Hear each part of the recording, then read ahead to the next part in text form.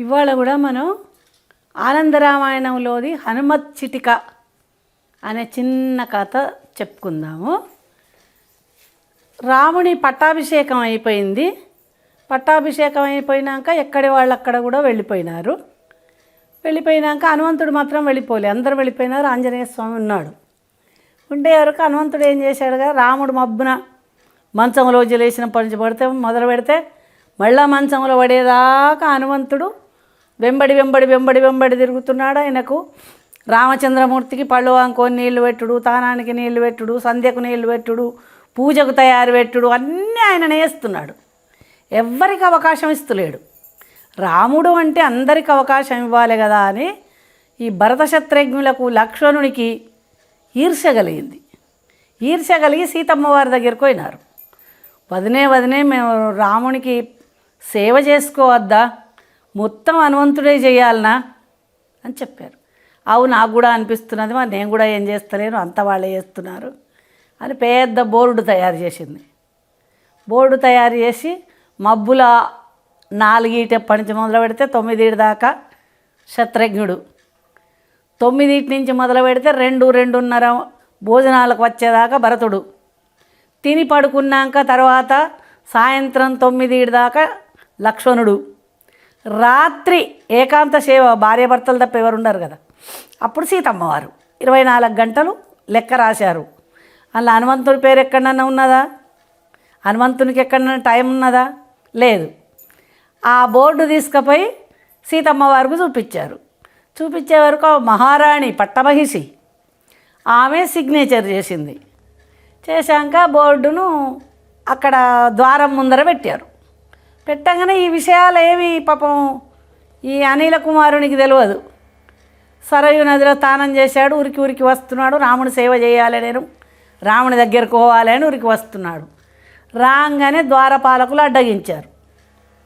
ఎటు పోతున్నావు అన్నాడు. మా రాముని దగ్గరకు పోతున్నా. నిన్నెవరు పోనిస్తారన్నాడు. అదేంటి నాకు అడ్డమేంది, నాకు రాముడు చెప్పాడు కదా ఎక్కడ అడ్డం పోవద్దని అంటే ఆ బోర్డు చదువుకోమన్నారు. బోర్డు చదువుకున్నాడు. అయ్యో ఎక్కడ హనుమంతుని పేరు లేదు. అయితే హనుమంతుడు ఏమనుకున్నాడు, కొంచెం కూడా నిరాశ పడక ఏది దొరికితే గదే చేస్తా అన్నాడు. దొరికిందే చేస్తా అని పోయి రామచంద్రమూర్తి యొక్క శయ్యామందిరం మీద, అంటే మన భాషలో బెడ్రూమ్, శయ్యామందిరం మీద పోయి కూర్చున్నాడు. కూర్చుండే వరకు ఒక భక్తుడు తన సేవ కోసం పరితపించిపోతే రామునికి కూడా మనసున పట్టదు. శత్రుఘ్నుని వంత అయింది, భరతుని వంత అయింది, లక్ష్మణుని వంత అయింది, సీతమ్మ వారు వంత అవుతున్నది. లోపలికి వచ్చాడు, శయ్యా మందిరంలో పడుకున్నాడు.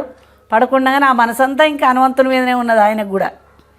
ఆయన ఏం చేశాడు కదా, ఒక్కసారి ఆవలించాడు, హా అని. ఆవరించంగానే హనుమంతుడు దొరికించుకున్నాడు.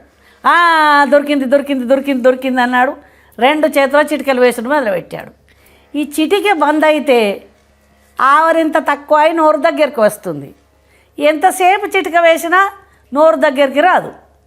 చిటిక వేస్తున్నాడు, ఆయన నోరు దగ్గరికి వస్తలేదు, తెరిచే ఉన్నది. సీతమ్మ వారు వచ్చింది, ఎంత చూసినా కూడా అయ్యో మా ఆయనకేదో అయింది అని చెప్పి లోపలికి పోయి కౌసల్య, సుమిత్ర, కైకేయిలకు చెప్పింది. మీ కొడుకు ఏమైందయ్యా, ఏమైంది అత్తయ్య, ఏం చేయాలి అంటే పూర్వకాలం అంటే మన ధర్మశాస్త్ర ప్రకారం కూడా కొడుకు యొక్క శయ్యామందిరంలోకి తల్లులు రావద్దు. ఆ ధర్మశాస్త్ర ప్రకారం అది. అటువంటిది ఎన్నడూ కూడా ఆ శయ్యామందిరంలోకి పోని కౌసల్య, సుమిత్ర, కైకేయి వీళ్ళంతా శయ్యామందిరంలోకి అయ్యో నా కొడుకు ఏమైందో అని వచ్చారు. వాళ్ళ తర్వాత భరతుడు, లక్ష్మణుడు, శత్రుఘ్నుడు వాళ్ళు, మాండవి, శతకీర్తి వాళ్ళు, సేవకులు మొత్తం అంతఃపురం రాముని శయ్యా మందిరంలోనే ఉన్నారు. ఏం చేయాలనో ఎవరికి అర్థమవుతలేదు. రాముని నోరు దగ్గరికి వస్తలేదు. ఎట్లా ఎట్లా ఎట్లా ఎట్లా అని భయపడుతున్నారు. అప్పుడు మంత్రి సుమంతుడు వచ్చాడు. వచ్చి ఇది కథ కాదు, నేను మునిపల్లెకి పోయి వశిష్ఠుని దొరకస్తా, అరుంధతిని దొరకస్తా అని రథం వేసుకొని మునిపల్లెకి పోయినాడు. రామునికి ఏదో అయింది అంతే, మన భాషలో పక్షవాతం ఏదో అయింది అని ఆయనతో మునిపల్లెకి పోయి వశిష్ఠుని, అరుంధతిని ఆ రథం మీద ఎక్కించుకొని తొలకొచ్చారు. తొలకొచ్చే వరకు ఆ మందిని వాళ్ళందరినీ చూసి ఇంకా మీద రామ రామ రామ రామ రామ అని చిటికే వేస్తూనే ఉన్నాడు. ఆ చిటికే ఆపుతలేడు. వీళ్ళు లోపలికి వచ్చారు. ఆ మందిని వాళ్ళందరూ చూసే వరకు వశిష్ఠునికి కూడా గుండె జారిపోయినంత పని అయింది. అరే ఏమైంది అని లోపలికి పోయినాడు. లోపలికి పోయి మొత్తం మందిని చూశాడు. అందరినీ చూశాక ఒక్కసారి అడిగాడు కదా, పవనతనయుడేడి అడిగాడు. ఆంజనేయ స్వామి ఎక్కడ కనబడతలేడు అన్నాడు. అవు మరి హనుమంతుడు ఎవరు కానీ కళ్ళగానే అరే ఎవరు చూశారు, ఎవరికెరక, అంతా రామ రామ అనే అనబట్టి హనుమంతుడు లేడు అంటే అక్కడ వాళ్ళు అన్నారు కదా, ఇప్పుడు హనుమంతుడితో పని ఏంది మనకు అని వాళ్ళు అన్నారు. అలా కాదు, చనిపోయిన లక్ష్మణుణ్ణి సంజీవిని పర్వతం తెచ్చి బతికించిన ఆంజనేయుడు, ఇటువంటి వాటికి ఆంజనేయుడు ఉంటేనే తగ్గుతుంది, ఎక్కడ ఉన్నాడు ముందు చూడుండ్రి అన్నాడు వశిష్ఠుడు. వచ్చి అన్నాక ఆయన వశిష్ఠుడు యువతలకు వచ్చి బయట గిట్ట ఉండడు కదా, ఆంజనేయ స్వామి ఇటువంటి పరిస్థితిలో దూరం అయితే ఉండడు. అటు ఇటు చూసే వరకు మీద కనబడ్డాడు. రామ రామ రామ అనుకుంటూ. ఆంజనేయ ఏం చేస్తున్నావు? నా పని నేను చేస్తున్నా అన్నాడు చిటికెలు వేసుకుంటూ. నీ పని ఆపవయ్యా. ఆపాడు.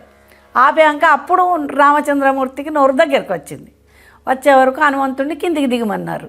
కిందికి దిగమన్నాక పరిస్థితి ఏంది, ఏం కథ అడిగాడు వశిష్ఠుడు. అడిగితే అప్పుడు సీతమ్మ వారు చెప్పింది, గిలా సంగతి అయింది, గిట్ల సంగతి అని. అంటే అయ్యో మీ అందరికంటే హనుమంతుడే గొప్పనమ్మా, సోదర ప్రేమ కంటే ఎక్కువ అని హనుమంతుడికి రాముడు ఏమిచ్చాడు అంటే ఆలింగనం ఇచ్చాడమ్మా. భగవంతుని ఆలింగనం ఎవరికి దొరుకుతుంది? అది ఆంజనేయ స్వామికి మాత్రమే దొరికింది అని అంటారు. ఇది ఆంజనేయ చిటిక అని ఇది కూడా ఆనందరామాయణంలో వస్తుంది.